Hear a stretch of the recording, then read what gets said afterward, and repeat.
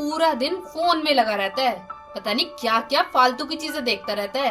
अरे माँ, मैं फालतू की चीजें नहीं देखता, बल्कि जेम ट्यून्स किड्स की एडवेंचर सीरीज देखता हूँ। दिखा तो जरा। Welcome to Gem Tunes Kids. नई नई कहानियाँ देखने के लिए सब्सक्राइब करें हमारे चैनल को और सबसे पहले अपडेट के लिए बेल आइकन को दबाना ना भूलें। जैसा कि अभी तक हम देख चुके हैं कि एक दिन अथर्व अपने कमरे में होता है, तभी उसे फोन पर ये खबर मिलती है कि उसके पिता का एक्सीडेंट हो गया है। और जब वो जाता है तो देखता है कि उसके पिता की तत्काल ही मृत्यु हो चुकी थी। इससे अथर्व अंदर से टूट जाता है, लेकिन आदित्य और धृति उसे संभालने की कोशिश करते हैं। अथर्व के पिता की मृत्यु होने पर उसकी बुआ और उनकी बेटी भी आते हैं। एक दिन श्रुति अथर्व के पास आती है और उसे कंपनी की जिम्मेदारी संभालने को कहती है। अथर्व ऑफिस जाना तो शुरू कर देता है, लेकिन उसे बार बार असफलताओं का सामना करना पड़ता है। लेकिन एक दिन अथर्व को अपने पिता की एक सीक्रेट डायरी का पता चलता है, जिससे आइडिया लेकर अथर्व को सफलता में मदद मिलती है। और धीरे धीरे अथर्व अपने पिता के बिजनेस को बहुत अच्छे से संभाल लेता है और कंपनी को अपने पिता से भी ज्यादा ऊंचाइयों पर ले जाता है। तभी एक दिन उसे धृति का कॉल आता है, जो उसे मिलने के लिए बुलाती है, जहां अथर्व, निया, धृति और आदित्य मिलते हैं और एंजॉय करते हैं। पार्टी में अचानक उसे किसी का कॉल आता है और अथर्व निया को खींचकर वहां से ले जाता है। वहां से अथर्व और निया सीधा फैक्ट्री में जाती है, जहां आग लगी होती है, जिसे देखकर अथर्व बहुत रोता है और कंपनी को बंद करने का मन बना लेता है और यूएसए में सेटल होने को सोचता है। ऐसे ही समय बीतता रहता है कि एक दिन अचानक ही निया अथर्व को अपने साथ गाड़ी में किसी सुनसान जगह पर ले जाती है, जो अथर्व को थोड़ा अजीब लगता है। कि तभी वो एक बिल्डिंग में जाते हैं, जहाँ के कमरे का जैसे ही निया दरवाजा खोलती है, अथर्व बहुत ज्यादा चौंक जाता है। इससे आगे की कहानी जानने के लिए आइए देखते हैं पार्ट 7। अथर्व निया के पीछे पीछे चलने लगता है। अथर्व और निया एक खंडर पड़ी बिल्डिंग के अंदर जाते हैं। तभी अचानक निया उस बिल्डिंग के अंदर के एक कमरे का दरवाजा खोलती है और अथर्व बहुत ज्यादा चौंक जाता है। तभी निया कहती है, ये दिखाना था आपको। तुम यहाँ इसके साथ? तुम यहाँ कैसे आए? भैया, मामा जी की मौत के और कंपनी की बर्बादी के पीछे और किसी का हाथ नहीं, इन्हीं दोनों का हाथ है। ये तुम क्या कह रही हो निया? मैं तो ऐसा कुछ अपने सपने में भी नहीं सोच सकता। ड्रामा करना बंद करो। मुझे तुम दोनों की सच्चाई के बारे में पता चल चुका है और मेरे पास तुम्हारे खिलाफ सारे सबूत हैं। सबूत? कैसे सबूत? भैया, मामा जी के एक्सीडेंट के बाद एक दिन मैं ऑफिस को एक्सप्लोर करने के लिए गई थी, जहां मैंने ऑफिस के कई एम्प्लॉय से बात भी की थी। मामा जी का जिस तरीके से अचानक इतना भयंकर एक्सीडेंट हुआ है, क्या आपको लगता है इसमें किसी का हाथ हो सकता है?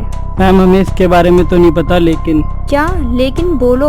जिस दिन बॉस का एक्सीडेंट हुआ था, उसके एक दिन पहले ही उनकी और उनके असिस्टेंट की बहुत बहसबाजी हुई थी और बॉस ने भी उसे जॉब से निकालने की धमकी दी थी। पर लड़ाई हुई क्यों थी? मैम, ये तो हमें नहीं पता। ठीक है, तुम जाओ। भैया, आपको याद है जिस दिन हमारी फैक्ट्री में आग लगी थी, जब आप आदित्य और धृति होटल में मिले थे और आदित्य लेट आया था? उस दिन जब ये आए थे तो मुझे इनके कपड़ों में से पेट्रोल की स्मेल आ रही थी, लेकिन मैंने उस समय ज्यादा ध्यान नहीं दिया और मैं इस चीज को कंफर्म करने के लिए फैक्ट्री गई थी, जहाँ से मुझे इनका लॉकेट मिला।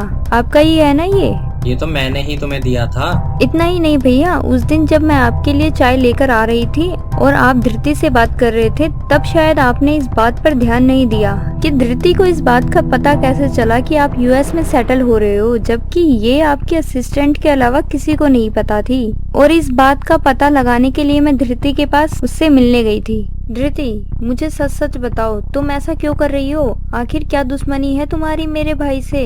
वो तो तुमसे इतना प्यार करते हैं। मैं भी अथर्व से बहुत प्यार करती हूँ, लेकिन मैं मजबूर हूँ। ऐसी भी क्या मजबूरी थी तुम्हारी? मेरे भैया को बर्बाद करने का फैसला ले लिया। आदित्य के पास मेरे कुछ पिक्स हैं, जिनसे वो मुझे ब्लैकमेल करता था। उसने ही मुझे आदित्य की सारी इन्फॉर्मेशन देने के लिए कहा था। मेरी बर्थडे पार्टी वाले दिन जो गुंडे अर्थव को मारने के लिए आए थे, वो भी उसी ने ही भेजे थे। और फिर अर्थव की नजरों में अच्छा बनने के लिए उसने गुंडों से हमारी जान बचाई। अर्थव के पापा के एक्सीडेंट में भी उसका और अर्थव के पापा के असिस्टेंट का हाथ था। क्या तुम सच कह रही हो? हाँ निया, फैक्ट्री में आग लगने वाले दिन भी मैं सब कुछ पहले से ही जानती थी, लेकिन चाह कर भी कुछ नहीं कर सकती थी। मुझे माफ कर दो निया। कोई बात नहीं धृति, संभालो खुद को। क्यों, जो भी मैंने कहा वो सच है ना? अच्छा तो अब तुझे हमारी सारी सच्चाई का पता चल चुका है। आदित्य मैं तुझे छोड़ूंगा नहीं। पूरे कॉलेज के सामने तूने मुझे अपने दोस्तों को बुलवाकर मारा था ना, मैं अपनी इतनी बड़ी बेइज्जती कैसे भूल सकता हूँ। साला बाप बेटे एक जैसे हैं। इसके बाप ने मुझे धमकी दी थी कंपनी से निकालने की, मैंने उसे दुनिया से ही विदा कर दिया। जब इसे हमारी सारी सच्चाई पता चल ही चुकी है तो हम इसे ऐसे ही थोड़ी छोड़ सकते हैं। इसे भी मैं इसके बाप के पास पहुंचा देता हूँ। हा हा हा हा हा। इतना कहते ही अथर्व आदित्य को मारने लगता है। आदित्य मैं तुझे छोड़ूंगा नहीं। रुक जाओ। तुम ठीक तो हो ना निया? हाँ धृति। पुलिस इंस्पेक्टर पकड़ लो इन दोनों को। अर्थव तुम ठीक तो हो ना? चलो हमारे साथ। पर हमने किया क्या है? तुम्हारे खिलाफ सारे सबूत हमें निया और ध्रुति पहले ही दे चुकी है कि कैसे तुमने नीरज जी को मारा और उनकी फैक्ट्री में आग भी लगाई। इतना कहकर पुलिस आदित्य और अथर्व के असिस्टेंट को लेकर चली जाती है। अब धृति, अथर्व और निया अपनी गाड़ी में बैठकर घर आने लगते हैं तो धृति अथर्व से कहती है, मुझे माफ कर दो अर्थव, तुम्हारी बर्बादी में मेरा भी हाथ रहा है। कोई बात नहीं धृति, मुझे निया ने सब कुछ बता दिया। धृति और अथर्व बात कर ही रहे होते हैं कि तभी बीच में निया बोल पड़ती है, भैया अब आप जल्दी ही यूएसए में सेटल होने वाले हो, तो मैं सोच रही हूँ क्यों ना आप धृति को गर्लफ्रेंड से वाइफ बना ले। हाँ, आज तुमने कुछ दिमाग वाली बात की है। भैया मेरी बात तो बहुत ही गहरी होती है, बस आप समझ नहीं पाते। हाँ तो मैडम चलोगी मेरे साथ यूएसए? बुर्ज खलीफा दिखाओगे? वो यूएसए में नहीं, दुबई में होता है पागल औरत। अथर्व के इतना कहते ही सभी लोग जोरों से हंसने लगते हैं और अपने घर आ जाते हैं। कुछ समय ऐसे ही बीत जाता है। अथर्व और धृति अपने अपने घर वालों को एक दूसरे के बारे में बता देते हैं और शादी के लिए राजी कर लेते हैं। तो अथर्व और धृति की सगाई के फंक्शन का आयोजन किया जाता है। सब कुछ बहुत अच्छे से हो जाता है और अथर्व और धृति श्रुति का आशीर्वाद लेने के लिए आते हैं। तभी श्रुति कहती है, अब शायद हमारे साथ सब अच्छा होगा। हाँ माँ, अब चिंता मत करो। अथर्व इतना बोल ही रहा होता है कि तभी निया भागती हुई आती है और कहती है, भैया मेरा आशीर्वाद ले ही लो, धृति भाभी से निपटने में हेल्प करेगा। हाँ तुम बोल तो सही रही हो।